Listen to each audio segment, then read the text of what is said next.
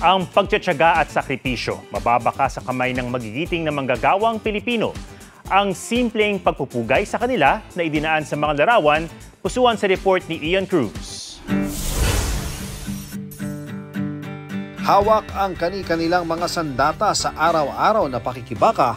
Nagpasalamat sa simpleng paraan ang photographer na si Ayi sa mga nagtitinda, drivers, pulis at tanod, mga health workers, janitors, construction workers, mangingisda, magsasaka, maging sa mga simpleng naghahanap buhay at iba pang mga uri ng manggagawa. Sila ang araw-araw niyang nakakasalamuha at mga taong minsan na siyang natulungan. Sila yung nagpapahiram sa akin, nagpapakain.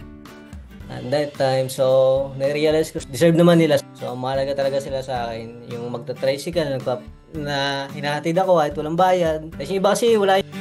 Paalala raw ito na mas nagiging magaan ang bawat araw sa kanilang sipag na sana ay masuklian ng nag-uumapaw na biyaya. Isang pagpupugay sa lahat ng manggagawang Pilipino ngayong Labor Day. Ian Cruz nagbabalita para sa GMA Integrated News. Huwag magpahuli sa mga balitang dapat niyong malaman. Mag-subscribe na sa GMA Integrated News sa YouTube.